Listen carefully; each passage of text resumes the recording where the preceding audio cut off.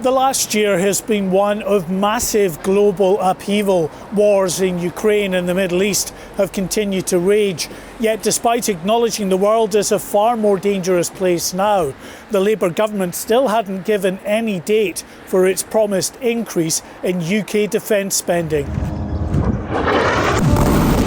Almost 3 years have passed since the Russian military invaded Ukraine en masse. But throughout 2024, intense attritional warfare continued on multiple fronts. Volodymyr Zelensky stepped up his diplomatic battle for more international support. Hosting world leaders and at international summits, the Ukrainian president made more desperate calls for cutting-edge NATO technology. Like F-16 combat jets, a small number were donated in the past year and were, he said, already making a positive impact. We destroyed already in this huge attack of Russians. We destroyed already some missiles and drones using F-16. I will not share how many, but we did it thanks to partners that they gave us F-16s provided to us. But again, it's not enough. But 2024 proved to be just as frustrating for the Ukrainians as previous years, with those urgent calls for military equipment constantly bogged down in debate and delay. On the battlefront, the Russians continued a very slow but relentless advance into Ukrainian territory.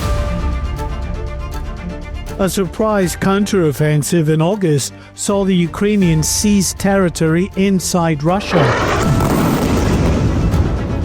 That prompted Moscow to call in North Korean troops to help push back the Ukrainians. Another escalation in a deeply troubling conflict, the fallout from which is felt well beyond this region. America has given us an unprecedented and powerful mandate. We have taken back control of the Senate while... The election of Donald Trump in November meant a rapid recalculation among NATO leaders and in Kyiv over just what America, Ukraine's biggest military donor, would do next. President-elect Trump reiterated his determination that once in office, he'd move quickly to get both sides to agree a peace deal. I will have the horrible war between Russia and Ukraine settled. I know them both. I will get it settled. President Zelensky indicated he was prepared to explore new peace talks, but allowing Russia to hold on to the territory it's already seized will be extremely difficult for Ukraine to swallow. When the action plans for peace are ready, and when every step is worked out, the path will be opened for the second peace summit, and thus for ending this war, for a just and lasting peace.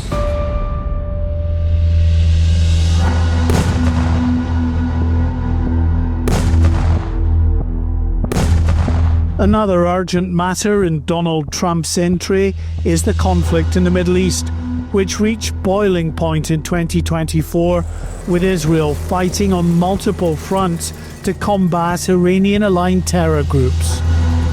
But it was a year in which Israel gained a number of very significant military and strategic victories. Hundreds of members of the Lebanese armed group Hezbollah, including fighters and medics, have been seriously injured when pagers that they used to communicate exploded. Over 2 days in September, Israel detonated thousands of handheld pagers and walkie-talkies, which were being used by the terror group Hezbollah in Lebanon and several neighbouring countries. It was an audacious, ingenious plan in which Israeli intelligence intercepted the devices which had been ordered by Hezbollah, planting a tiny amount of explosives inside them before detonating them simultaneously months later.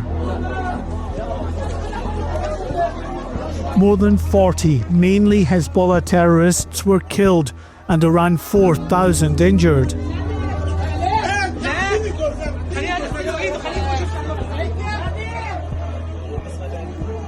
למי שעדיין לא הבין, אני רוצה להעביר את מדיניות ישראל. אנחנו לא מחכים לאיום, אנחנו מקדימים אותו.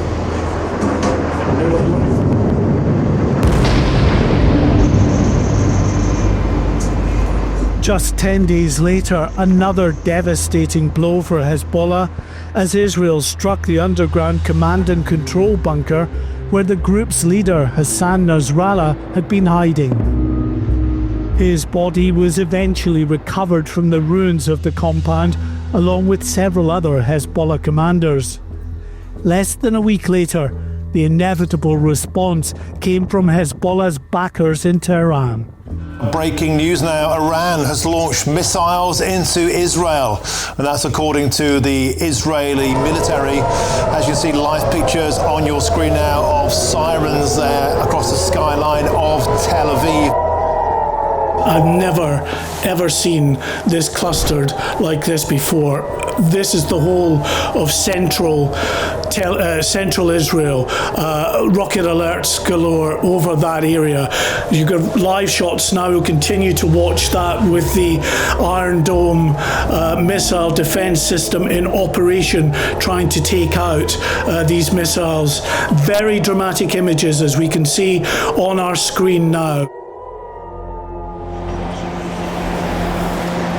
By November, though, a much more promising development.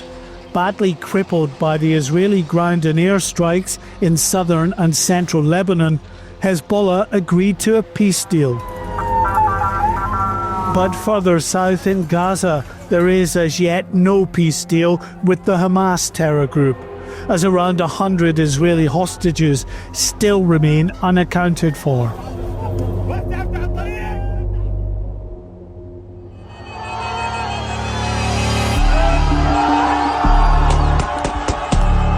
In Syria, 2024 saw the end of the Assad regime. A decade after the revolution began, it was a surprisingly swift end to the reign of Bashar al-Assad. The rapid rebel advance, made possible by the lack of any meaningful support from Russia and Iran, Syria's main backers for so long, but now having to contend with their own troubles.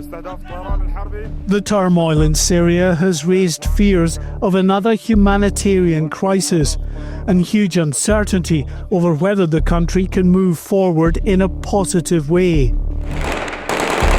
Another major concern is the potential for many terrorists in Syria to return to the West or regain power in the region, using it as a base to launch or inspire attacks on Western cities. Even before the tumultuous events in Syria, the head of the UK's domestic intelligence agency MI5 was warning in October of a resurgence of groups like Al-Qaeda and ISIS. We've seen appalling loss of life in Gaza and now Lebanon, and conflict spiralling in the wider region, with all the implications that brings for Middle Eastern and UK security. Despite the UK government's own acknowledgement that the world is a more dangerous place now than for many years, in November the new Defence Secretary announced fresh cuts to Britain's military capabilities. Being sold off for scrap to Royal Marine landing ships, support tankers and other vessels, aircraft and drones that John Healey claimed were effectively obsolete anyway. As I have told the House since taking office, the problems were even worse than we thought. It was a dire inheritance, the state of the finances and the state of the forces.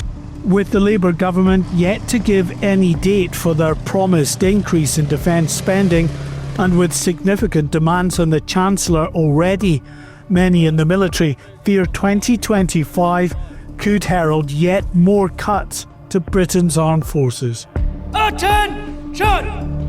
From the uncertainties facing today's military to the commemoration of those who fought and died for their country 80 years ago, as Britain remembered its D-Day veterans.